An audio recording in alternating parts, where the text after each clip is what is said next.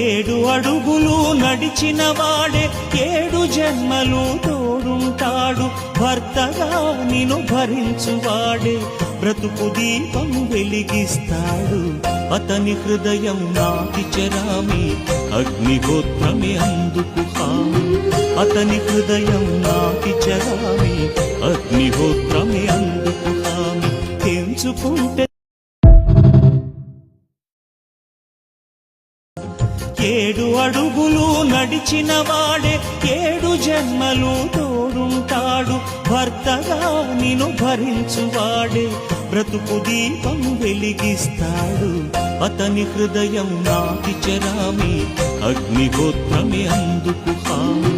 అతని హృదయం నాటి చెరామి అగ్నిహోత్రమే అందుకు హామీ. తెంచుకుంటే